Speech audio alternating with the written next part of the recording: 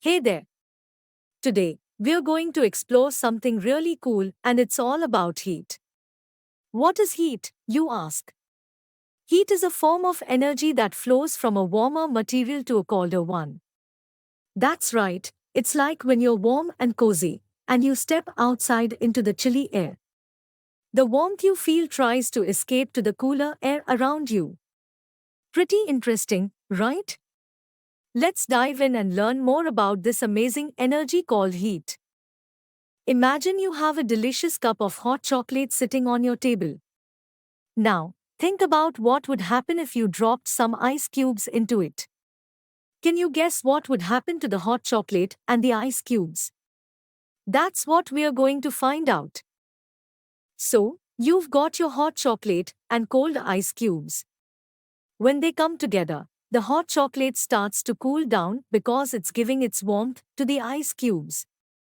At the same time, the ice cubes start to melt and get warmer because they're soaking up all that heat from the hot chocolate. This is a perfect example of heat moving from the warmer hot chocolate to the cooler ice cubes. Now, let's talk about temperature. Temperature is how we measure how hot or cold something is. And here's a cool fact: whenever there's a difference in temperature between two things, heat will start to move. It always flows from the warmer thing to the cooler one, trying to balance things out. Did you know that all clinical thermometers have a special design? They have a tiny kink that stops the mercury inside from falling down too quickly. This way, you can easily read the temperature without rushing. It's a clever little trick that helps us measure temperature accurately. Here's a question for you. If you put a scoop of ice cream into a warm ball, which way do you think the heat will flow? Think about it, the ball is warmer than the ice cream, right? Heat flows from an object with a higher temperature object to one with a lower temperature. Since the ball is warmer than the ice cream, heat flows from the ball to the ice cream. Let's talk about where heat comes from. Sources of heat are objects that produce heat. They can be natural or artificial. Natural sources of heat occur naturally. Artificial sources of heat are man-made and are not found naturally.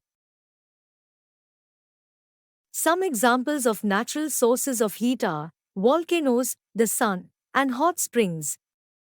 These are all part of our planet and give off heat naturally. Isn't it fascinating how nature has its ways of keeping things warm? On the other hand, we have artificial sources of heat like hand dryers, ovens, and hair dryers. These are things we've invented to produce heat whenever we need it, whether it's to dry our hair or cook a meal. Heat can travel through solid things too, and this is called conduction. It's like when one end of a metal spoon gets hot in a pot of soup, and soon the other end gets warm too. The heat moves from the hot end to the cooler end through the spoon. That's conduction for you. Conduction is the transfer of heat from the hotter part to the colder part of an object without the movement of its particles, from the hotter parts to the cooler parts, until everything is the same temperature. Convection is another way heat moves, but this time it's in liquids and gases. Convection is the transfer of heat by the movement of particles of a medium from one place to another. Here, the heat makes the particles move from one place to another, carrying the warmth with them. It's like when you see steam rising from a pot of boiling water, that's convection at work. Radiation is a bit different. The process in which heat flows from one object to another either through a medium or vacuum is called radiation. The sun warming your face on a sunny day? That's the heat coming to you by radiation. Thermal conductors are objects that allow heat to flow easily through them. Speaking of conductors, copper, gold, and aluminum are some of the best conductors. They're used in all sorts of things to help heat move where we want it to. But not everything lets heat through easily. Thermal insulators are objects that do not allow heat to flow easily through them. Fabrics, wood, and foam are all examples of insulators. They're used in clothes, buildings, and all sorts of items to help control heat. Did you know that the color of the clothes we wear can help us feel more comfortable in different seasons? In summer, we prefer light-colored clothes, and in winter, we usually wear dark-colored clothes. Dark surfaces absorb more heat and, therefore, we feel comfortable with dark-colored clothes in the winter.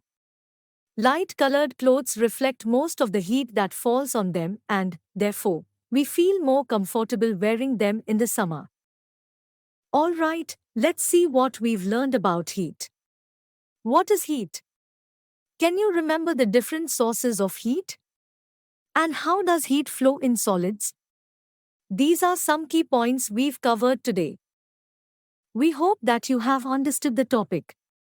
You can now study chapter notes, watch video lectures, and solve MCQ tests of this chapter on Eduref to ensure you score well in your school exams. And that's not all, you also get amazing courses for maths, science, English, Hindi, and much more for class 7. Thank you.